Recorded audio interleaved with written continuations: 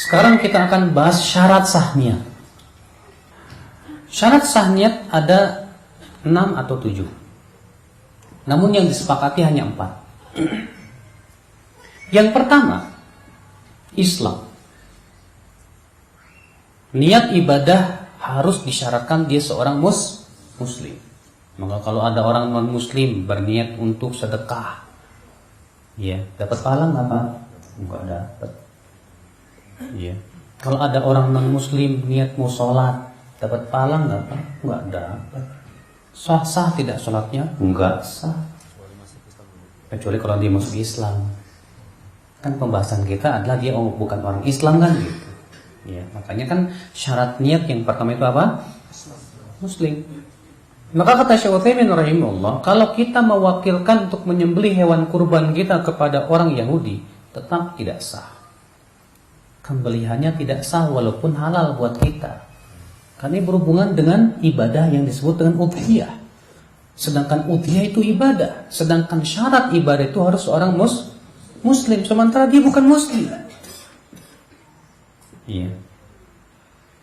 Syarat yang kedua, syarat niat itu apa? Yaitu mumayyiz, usia anak yang sudah mumayyiz. Usia anak yang sudah mumayyiz berapa tahun, Pak? Terjadi perselisihan para ulama tentang anak itu disebut mumayyiz berapa usianya. Sebagian ulama dan imam madzhab Syafi'i mengatakan usia mumayyiz 7 tahun. Dalilnya hadis Rasulullah bersabda, "Muru auladakum bis shalah." Perintahkan anakmu untuk sholat, umurnya 7 tahun. Di sini Rasulullah baru memerintahkan untuk menyuruh anak sholat umurnya 7 tahun. Ini menunjukkan bahwa umur 7 tahun sudah mumayyiz. Karena yang namanya sholat itu butuh niat. Berarti niat itu baru sah di saat dia sudah mumayyiz. Berarti umur 7 tahun sudah mumayyiz, kata Imam Syafi'i. Sementara sebagian ulama yang lain mengatakan tidak bisa dipatok. Karena ada anak yang sudah mumayyiz umur 5 tahun, ada. Ada anak yang sudah mumayyiz umur 6 tahun, ada. Ada juga anak yang baru mumayyiz umur 8 tahun, ada. Sehingga kata mereka tidak bisa dipatok. Namun Imam Syafi'i menjawab bahwa yang mumayyiz umur kurang dari 7 tahun itu jarang. Demikian pula yang mumayyiz setelah 7 tahun pun juga jarang. Sedangkan kaidah-kaidah syariat ini, hukum-hukum syariat itu tidak dibangun di atas sesuatu yang jarang, tapi dibangun di atas sesuatu yang kebiasaan dan sering. Maka tentu pendapat Imam Syafi'i insyaallah yang paling kuat apalagi didukung hadis tersebut. Kecuali kalau memang ternyata ada anak yang umur 6 tahun sudah mumayyiz. Maka ini pengecualian dari hadis tersebut tentunya ya. Islam a'azakumullah. Iya. Tapi ingat loh Pak, syarat ini berhubungan dengan syarat sah niat ya, tidak berhubungan dengan syarat berhubungan dengan syarat mencukupi ibadah. Niat boleh sah, tapi ibadah belum tentu mencukupi. Contoh ya, kalau ada anak umur 7 tahun haji, sah nggak hajinya? Sah. Tapi cukup nggak? Enggak. Harus haji lagi nggak setelah balik? Harus. Karena Nabi SAW bersabda, "Idza hajjas sabi." Apabila anak kecil ya haji, fa alaihi hajjatun ukhra ba'da ma balag. Maka dia harus haji lagi setelah balik. Harus. Ya. Kalau bapak misalnya pernah diajak haji umur 8 tahun sama bapak. Ya, saya udah haji kok Ustaz. Kapan? Umur 8 tahun. Oh nggak bisa. Apa harus haji lagi setelah balik? Karena itu diperintahkan oleh Nabi SAW. Iya. Iya. Syarat yang ketiga. Syarat yang ketiga. Apa itu syarat yang ketiga? Al-ilmu bil manwi. Berilmu tentang yang diniatkan. Apakah ini hukumnya wajib atau hukumnya sunnah? Kita harus tahu dulu, Bapak mau sholat apa? Sholat wajib atau sholat sunnah? Tiba-tiba sholat, habis salam ditanya, Bapak sholat apa tadi? Ya, nggak tahu sholat apa. Yes. Kata para ulama harus Sehingga kata Syekh Utsaimin ini menunjukkan bahwa siapapun orang yang mau beramal wajib mempelajari dulu hukumnya apa. Hukumnya wajib atau hukumnya sunnah. Jangan sampai Pak, sholat wajib niatnya sunnah. Atau sebaliknya, sholat sunnah niatnya wajib, salah. Akhirnya nggak sah di sisi Allah Subhanahu wa taala. Ya. Yang keempat, syarat sah niat, ya, yaitu adamul munafah bainan niyah wal manwi. Antara niat dan yang diniatkan itu tidak ada sesuatu yang saling meniadakan. Contoh, kalau ada orang mau sholat tapi sebelum sholat murtad, sedangkan murtad meniadakan, ya udah. Ada perempuan mau sholat tahu haid meniadakan, berarti ini ada munafah, sesuatu yang meniadakannya. Syarat yang kelima, antakunan niyah fi bidayatil amal. Niat itu hendaknya berada di awal amal. Berada di mana? Di awal amal. Ya. Dalilnya mana? Hadis tadi, innamal a'malu binniyat. Dan syarat yang keenam, niat itu harus ada dari awal sampai akhir dan tidak terputus. Dalilnya itu bin niat ba itu, Pak. Karena kan kita sebutin tadi, Pak, ya, bahwa ba di situ artinya apa? Ba musahabah, artinya menyertai. Artinya niat itu harus menyertai amal dari awal sampai akhir. Berarti itu menunjukkan bahwa yang namanya niat itu harus berada dari awal dan harus terus ada sampai akhir. Nah, sekarang saya mau tanya nih, yang bisa jawab dikasih hadiah. Kalau kita tidur jam 11 siang, belum capek, aduh, tidur. Bangun jam 4, akhirnya kita langsung sholat dengan niat sholat asar. Allahu Akbar. Pasti 2 rakaat baru ingat, sholat belum sholat duhur. Akhirnya dia rubah niatnya jadi sholat duhur. Kira-kira sah tidak pas sholat? Yang mana yang tidak sah? Yang tidak sah yang mana? Yang duhur apa yang asar? Dua-duanya, betul. Hadiahnya apa ya? Ini. Oh, tuh Bang Heru katanya mau ngasih hadiah. Masya Allah. Tidak sah dua-duanya, Pak. Betul. Kenapa? Zuhur tidak sah karena dia memulai di tengah amal. Sedangkan kita sebutkan tadi bahwa niat itu harus berada di awal. Seasarnya pun tidak sah karena niatnya terputus. Sedangkan tadi syaratnya niat tidak boleh terputus. Jadi gimana dong, Ustadz? Batalin niat dari awal lagi. Begitu. Ya. Nah, ini Bapak sekalian, ya. Jadi tadi berapa syarat sudah? Hah? Yang keenam. Tadi kan yang keenam kan? Udah 6 kan? Tadi yang sekarang yang ketujuh, ya. Nah, ini terjadi ikhtilaf, yaitu yang berhubungan dengan tasyrik fin niyah, persekutuan niat. Bolehkah persekutuan niat? Dalam masalah niat lillahi ta'ala nggak boleh dipersekutukan. Niat itu harus karena Allah saja, nggak boleh disekutukan dengan yang lain. Haram hukumnya, bahkan syirik.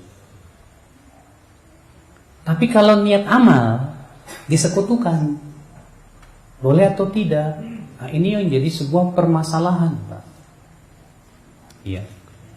Kalau ibadah itu tidak, memang dia berdiri sendiri dan tidak bisa diwakilkan, seperti sholat 5 waktu, sepakat seluruh ulama nggak boleh disekutukan. Misal Bapak sholat 4 rakaat, niatnya 2 duhur dan asar sekaligus, nggak boleh. Asar ada waktunya, duhur ada waktunya. Ada apa Bapak sholat 4 rakaat langsung 2 niat? Nggak boleh, tidak mencukupi kata para ulama, tidak sah. Demikian pula kalau disekutukan antara sholat wajib dengan sholat sunnah. Saya mau niat sholat subuh sekaligus qobliyah. Niatnya double, Pak. 2 rakaat, niatnya 2. Sholat qobliyah subuh dan sholat subuh. Boleh nggak tuh, Pak? Nggak boleh, kata para ulama. Sekarang yang batal yang mana? Yang sunnahnya atau yang wajibnya? Yang wajibnya, kata para ulama. Maka itu jatuhnya jadi sunnah. Iya. Imam Suyuti dalam kitab Al-Ashbah wa Nadhair juga. Tapi terjadi ikhtilaf para ulama kalau dua-duanya sunnah. Jumhur ulama mengatakan boleh. Jumhur ulama mengatakan apa? Boleh. Contoh, kalau misalnya Bapak 3 in 1. Apa 3 in 1? Bapak mau sholat 2 rakaat, niatnya 3. Apa itu? Yang pertama sholat tahiyat masjid, yang kedua sholat qobliyah zuhur, yang ketiga sholat wudu. 3 in 1. Boleh apa tidak? Jumhur ulama mengatakan boleh, nggak apa-apa. Selama itu satu level. Dalilnya mana? Hadis ini, innamal a'malu bin niat. Sesungguhnya amal itu dengan niat. Rasulullah tidak mengatakan niatnya berapa. Pokoknya 1, 2, 3 terserah. Mereka juga mengkiaskan, kalau ada orang ya berhadas kecilnya 10 kali, hadas kecilnya 10 kali, misalnya antum kentut 7 kali, ya, kencing 2 kali, buang air besar sekali, wudunya berapa kali? Cukup sekali kan? Diniatkan untuk beberapa kali hadas. Demikian pula ini, kata mereka. Kata Imam Ibnu Qudamah juga, beliau menyebutkan itu di dalam kitab Al-Mughni. Dikiaskan kepada ini juga, sehingga pada waktu diperbolehkan, tapi dengan syarat. Syaratnya apa? Sama-sama sun. Yang kedua syaratnya, kata Ibnu Rajab, bukan dalam rangka mengqadha. Bukan dalam rangka apa? Mengqadha. Maka kalau dalam rangka mengqadha, maka tidak diperbolehkan. Kemudian sementara Ibnu Hazm mengatakan enggak boleh. Ibnu Hazm mengatakan tidak boleh dipersekutukan. Dalilnya mana? Hadis ini, innamal a'malu binniyah. Sesungguhnya amal itu dengan niat, maksudnya dengan niat masing-masing. Enggak boleh ya disekutukan, kata Imam Ibnu Hazm. Satu hadis saja diperselisihkan, ya. Iya. Ibnu Hazm juga berdalil dengan asar dari Qatadah, seorang sahabat yang bernama Qatadah. Abu Qatadah, maaf. Abu Qatadah pernah melihat anaknya mandi. Setelah mandi, Abu Qatadah bertanya, "Kamu tadi mandi apa?" "Mandi wajib."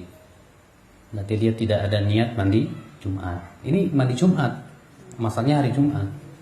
Kata Abu Qatadah, "Mandi lagi sekali lagi untuk sholat Jumat." Kata Ibnu Hazm, ini asar menunjukkan tidak boleh digabungkan. Namun jumhur menjawab, adapun hadis yang kamu pakai, innamal a'malu binniyat, tidak sharih menunjukkan harus masing-masing amal itu niat, tidak. Karena bisa saja mempunyai makna bahwa amal itu bisa dengan beberapa kali niat, nggak masalah. Adapun asar Abu Qatadah pun tidak menunjukkan kepada hal itu. Kenapa? Karena Abu Qatadah bertanya kepada anaknya yang sudah mandi, "Kamu tadi mandi apa?" "Mandi wajib." Berarti niatnya cuma 1. Pembahasan kita kalau niatnya 2. Jadi itu di luar pembahasan kita, kata mereka. Iya. Saya lebih condong pendapat jumhur, Pak. Diperbolehkan. Iya. Apalagi kalau waktunya mepet banget gitu kan. Iya. Mepet cuma cukup 2 rakaat, sementara saya ingin sholat tahiyat masjid sekaligus qobliyah. Gak masalah, didobelkan niatnya. Ini namanya tasyrik fil niyah. Iya, Allahu a'lam. Jadi ada 7. Siapa yang bisa mengulangi? Cung. Ayo. Masya Allah. Apa itu? 1. Jangan nyontek.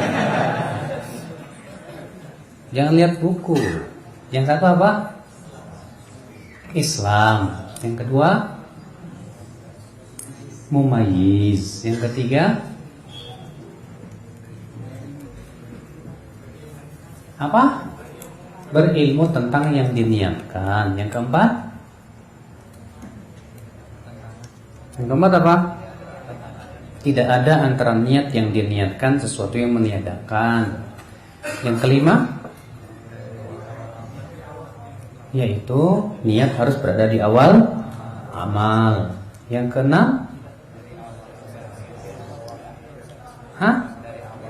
iya, niat harus ada dari awal sampai akhir, nggak boleh putus.